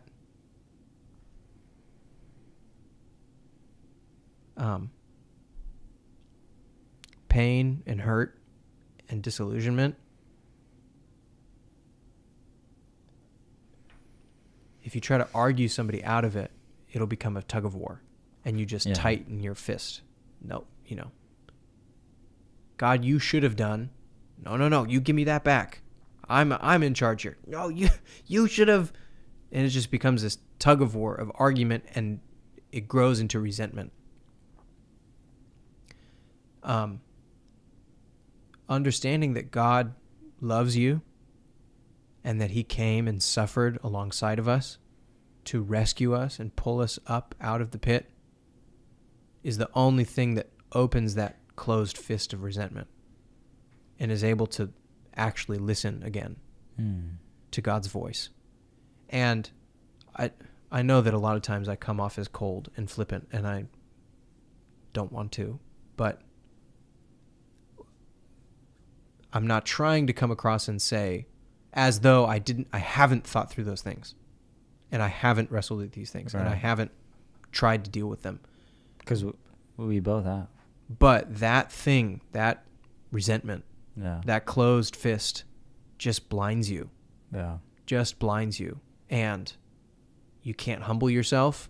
You can't think straight. You can't forgive. You can't be honest about yourself and about God and about your place in the world. Just that closed fist of resentment, which is why God, when he came to earth in human form, didn't try to argue with people.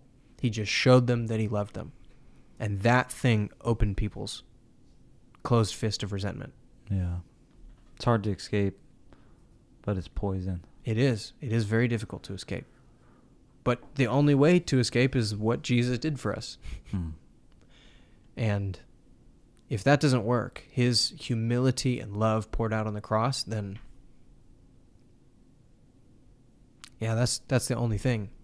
It's not actually answering the questions back and forth. Yeah. Well, God, what about you? And what about this? And how about... It's like that is the fundamental reality, that when God came to earth, he came to suffer and die and pour out in total obedience and love. I think... And that when you start there, then you can actually... Then you can begin to answer those questions. I think we can tie this into the original conversation, because what we were trying to, as Hampson kindly reminded, was we were trying to figure out what the solution to our present circumstances are and what we can do to help. And I think, at least for me, a big part of it is be able to give some real freaking answers to stuff. Like, to be able to face hard questions head on and give legitimate, good answers. Bible answers. And and have a discussion about it. I think dialogue is a huge thing we're missing, because you have one guy up there who sees it one perspective. Yeah. You need other types of personalities and other pushback, because and you just gotta, we need some solid answers for things. As a teacher and as a pastor, the fear of answers or the fear of dialogue is because you don't have an answer.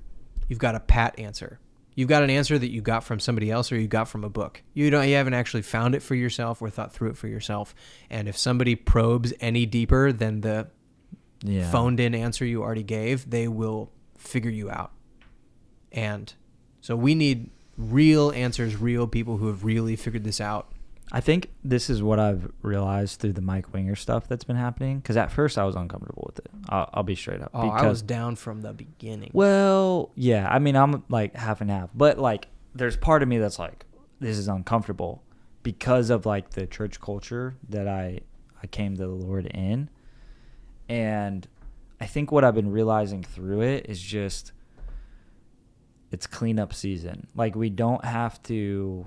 Yes, there's a bad way to go about it. Like, when that resentment manifests as like, we're going to take everybody down and we're going to destroy the whole system, that's obviously bad. But just this idea of like, hey, we got some real issues and we can face these head on. It's like, that's a feminine characteristic, right? Is not facing issues head on. And it's seen as a bad thing to point out, to have any form of criticism. Like, that is ungodly, right? That you would even criticize. Like, even in recent church news history over the last year, it's like, you do not speak against God's anointed. If you retweet an article, you are sinning for pointing something out. I haven't heard that one. That's no, that's gnarly. That was the whole. That was the line. That was what they said. That was the whole. Church that just left the AG. The whole pole dancing situation with Mark Driscoll. Yeah. Yeah. So it's just like. Here's you and I have talked about this a lot, not in connection to this specific topic, but just because it's what we feel. And that is, if a pastor sees these people coming back, young people coming back, and young men coming back, and thinks, oh boy, church attendance is up. The energy in the sanctuary is back. Maybe even tithers. That's the unfortunate reality. If you think, as a pastor, going way back to what you said, if those thoughts pop in your mind, to treat people like people. Yeah. If you think that the culture is going to move in, that the cultural winds are changing, like what Nick was saying on that podcast, was that, well, normal, going back to church and church being normal and just being a normal part of our culture. Oh, thank goodness, our culture is healing and we're all just coming back to church. No. Yeah. No. This is a season. This is a season of interest. And if you do not seize it, and love these people and hold them close, they will leave. Yeah. They will find something else. And what these people need, especially young men, is fathers. And what you're saying is hitting on one of the biblical threads, where it's like, you started in the garden, but we're going to end in a city. Because you would think, oh, well, we're meant to be in the garden. Let's go back to the garden. Let's go back to what we used to have. Mm-hmm. But for whatever reason, God wants to build a city that is shaped like the garden. It's what the garden maybe was supposed to become. And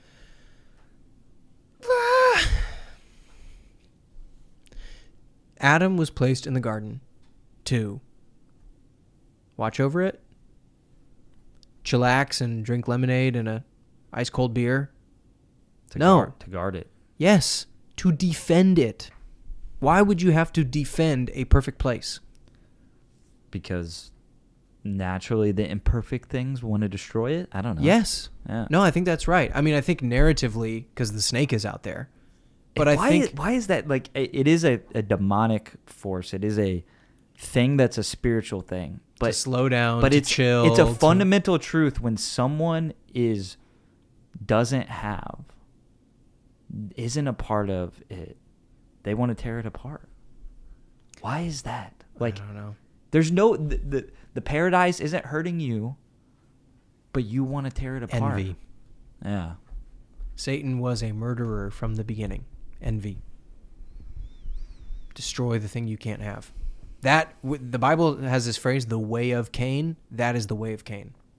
Destroy the thing that you cannot have. That is envy. That's what envy is called. Anyway, Why defend a perfect place? Because you can never just chill. And that is God's specific call to men, to leaders and fathers and men. You cannot chill. You have to defend a perfect place. The perfect, oh, great, we got it to a perfect place. It's good. Everything's in harmony and peace, and now I can relax. No. Now you can work to defend it. Yeah. And so that mindset that, okay, the people are back, young people are back, young men are back. The fact that it's a good thing means you have to work twice as hard to defend it. Well, at the very least, they're not leaving anymore, right? You don't know that. Yeah. If you chill, Right. they might. Yeah. Or they'll find somebody who will father them. And so that young men need fathers. They need somebody who will guide them, who will teach them, who will show them. Which takes personal involvement. It can only be done through time. Yeah. Personal time. Personal time, care. Like we all, like, no CEO dad ever raised, because the CEO dad was the CEO, that never led to fruitful, godly children. It was all about, if he was a CEO, he prioritized his time correctly in order to be personally involved.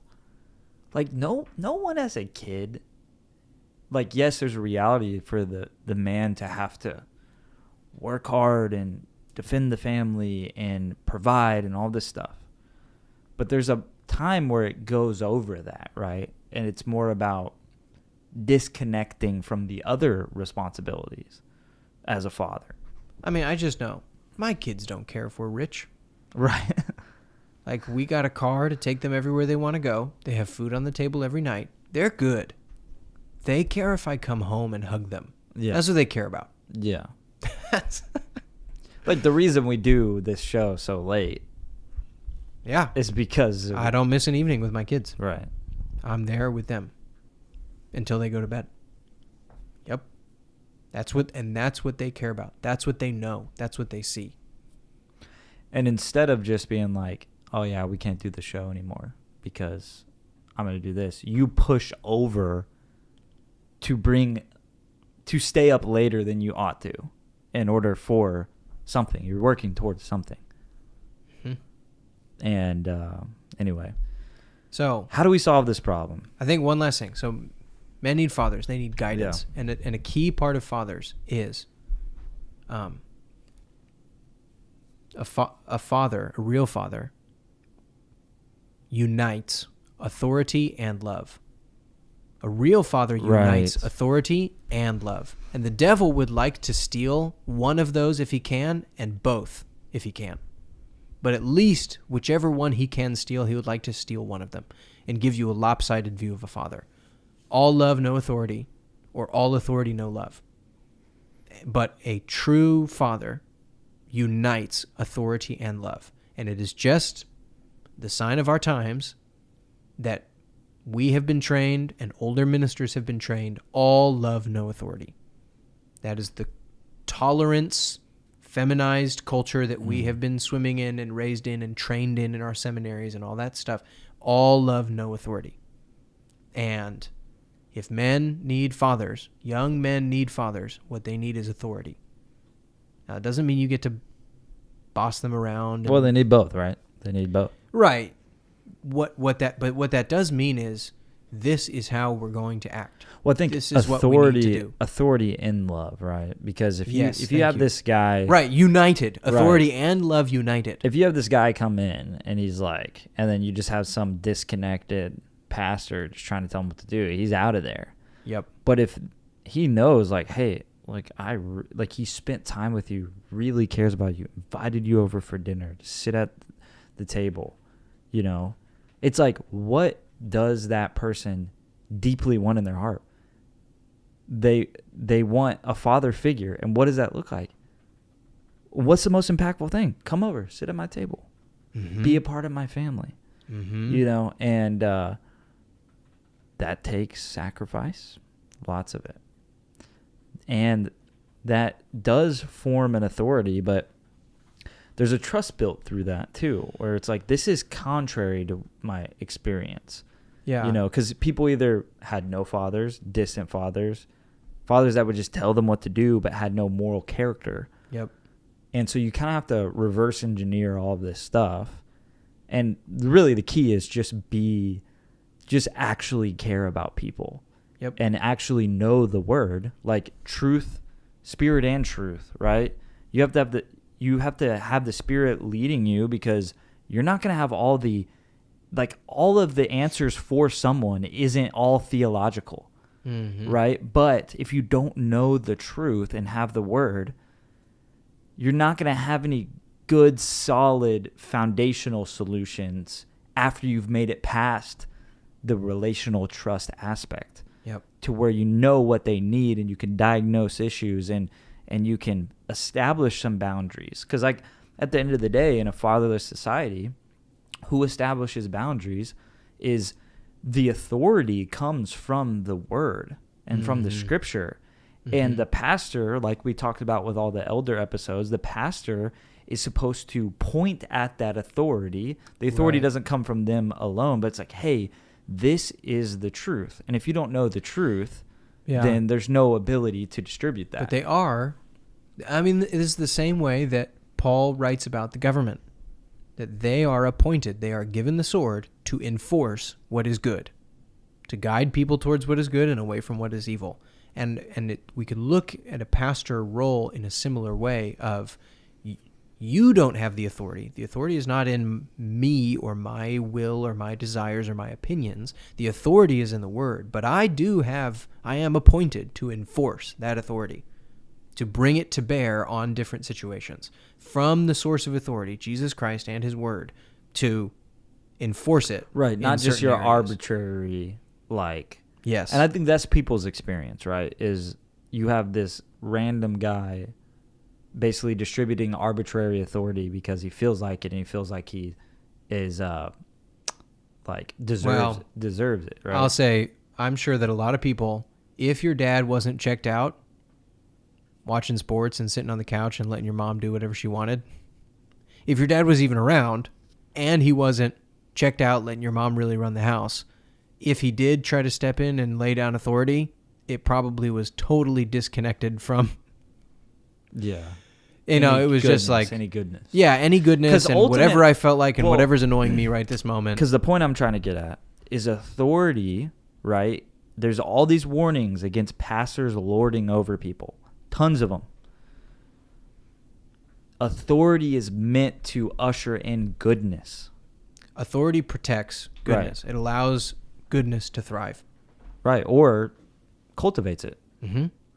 And so I think when that becomes arbitrary, something in us goes, this is wrong. Because you're not cultivating goodness with authority. It's Saul, right? Mm-hmm. So, but again, that is what, when we say that Gen Z young men need fathers, Yeah. that's what that's what we need, is that sense of who in my 25, 30 years of life has protected me. Yeah. Protected me from, lasciviousness, protected me from stuff on the internet, protected my finances, protected my future, protected my heart, who has guided me. And what I mean by protected is said, these things will hurt you. Don't do them. Who has done that for us? Who has protected us? Who has guided us? And so authority or enforcing authority, whatever you want to say, but saying don't is a form of protection and love. And that's what young people need, is to be protected, is to be safe. Yeah. And even if they don't understand it, even if they don't get it, even if in their teenager brain, TikTok brain rotted teenager hormone brain, they think like, you're just trying to control me. You're just trying to whatever. Like, no, I am trying to protect you. I'm trying to keep you safe in these boundaries. I think that establishes the foundation. But then you need, from that place of like, hey, you've your character is being shaped. Okay, now I'm behind you. Go out Yes. and do something with that. Because that oftentimes you see like the like that's a privileged position to go out and take risks. You've had to have people behind you and encouraging you and have some type of structure. Like that's part of why the rich get richer and the poor get poorer, is because rich people are risk takers and without and calculated risk takers, and without like a structure at the foundation, you're just trying to make it. And so building that structure of safety, love, authority, boundaries, healthy boundaries, and then empowerment. And one of the major pain points that we felt is, how do I take responsibility? If a man is looking for responsibility, a man needs to be challenged and given responsibility. And if my responsibility is, well, I don't know, enroll in seminary, I guess. If that's the only help that you can give me and the only responsibility that you can give me, that's not very that's not very helpful. Give young men real responsibility. Start a business, marry a wife, have some kids. Yeah. Do something hard. So real quick, we got another super chat from 21st Century Mind, and he really wants us to answer it, so we will. And it's right in line with our question or our conversation. So I guess he came in kind of late. So we talk about this more in the beginning of the episode. But he asks, how is it masculine for men to identify as a female bride of Christ and call Christ my husband?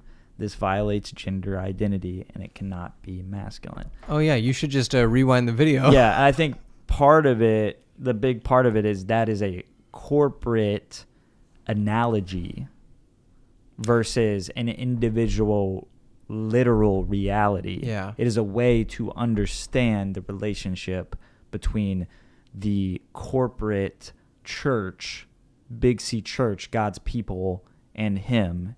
And then it uses the analogies for how we ought to treat our wives as well. Paul breaks it down twice in two different letters. Christ and the church is to man and wife. And then he says again, that's from Ephesians, Christ and the church, man and wife. So corporately as a church, we are the feminine counterpart to Christ in subservience and obedience. And then man and woman, the woman is the counterpart to the husband in subservience and obedience. So corporately as a church, we are the bride. But as an individual person, I am meant to relate to my wife as the man, as masculine. She is the bride. I am the bridegroom. I am the masculine counterpart. And that's not a prescription to say we have to role play a bride in our prayers towards Christ. No. Right? Jesus says to refer to God as Father. Right? Pray like this. When Jesus taught us to pray, he said, call God Father. So you're relating to God as a son. As a son primarily. And that's Jesus never taught us to pray, my bridegroom. Yeah. And that's more of a and that would be more towards the individual aspect of your identity as an individual as a son. Yes, when Jesus taught us to pray as individuals, and even corporately, because it starts our Father, not our bridegroom, our Father.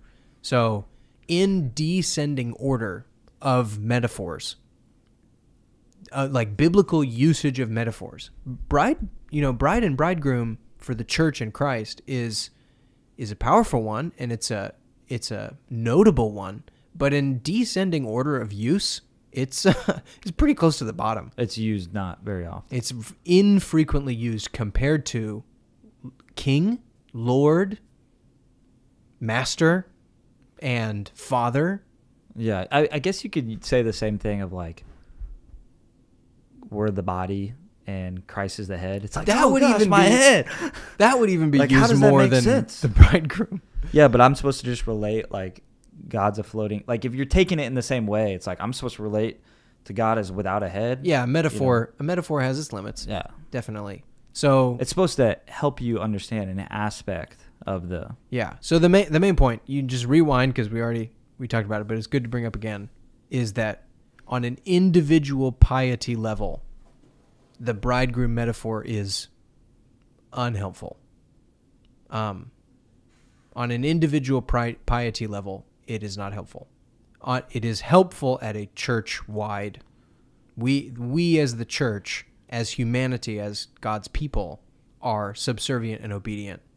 And so, as a man, I am subservient and obedient to Christ as a part of his church, because I am part of that collective that is subservient and obedient to him as his church.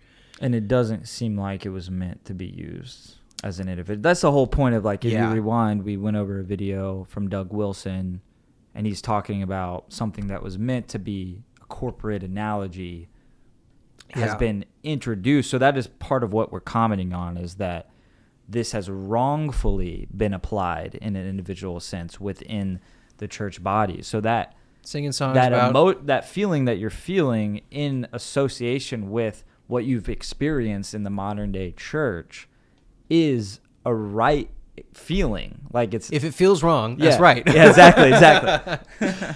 Singing songs like Jesus is my boyfriend, or I'm going to lay my head on your chest, my lover. I don't sing those songs. All right. Or if I sing them in my house, I Yeah. change the words. One of my favorite songs is about Jesus coming back in the clouds with flaming eyes, and There's a great song. It goes, "What a friend I found."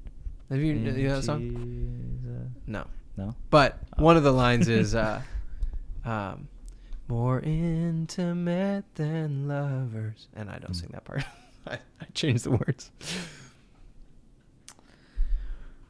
Do we have any other videos, or what are we doing? No, that's pretty much the end of the conversation that I had planned. Okay. I thought we had something by We- what was the point of the I don't know. I think the moment has passed. what was the point of the gospel simplicity one? That he was aiming at the individualistic, salvation-oriented, and when our church services are aimed at individualistic, salvation, evangelistic, then you constantly get on this hamster wheel of never feeding people. But when you elevate your view of church, that it is itself a place for God's people to come and worship, then you elevate the purpose of God's people gathering and meeting. And so in the same way that we talked about earlier, where the individualistic, pietistic really is a race to the bottom, where men feel like, I come to church and it's all about nourishing me and growing my personal relationship with Christ and how I feel, and it, And praying and connecting with him. Yeah, And, and those are all feeling and feminine spiritual- coded. Yeah. And so that in itself, so is it safe to say the purpose of the liturgy, if we want to call it that, that's what he calls it in Yeah. the video. So yeah, is not primarily evangelistic, like was not intended to be primarily evangelistic. And when you make it primarily evangelistic, you get poor results long term. You will get what you plan for. Your system will produce what the system is meant to produce. And if the system is meant to produce converts or decisions for Christ or new members or whatever you want to call it, you will produce new members. But you may never produce, you will not automatically get from those new members rooted, established, strong, mature Christians. It does not automatically follow that if you collect new members or gain new members that you will get strong, mature believers. It does not automatically follow. So you'll get what you aim for. If you want strong, mature believers, hopefully those strong, mature believers will be evangelistic, because that's what a strong, mature believer should do. If you aim for evangelism and aim for new converts, you may not automatically get strong believers. You know, it's like Amen. It's like taking out a loan or saving up for it. That's Well, should we take some chats? yeah, we got some time. All right, we'll take a little bit of chats. We only have a few people on here at this point. If you enjoyed this episode, give it a like. If you have enjoyed this content, you want to see more, subscribe to our channel and hit that bell notification, because subscribers, the subscription thing does not work. And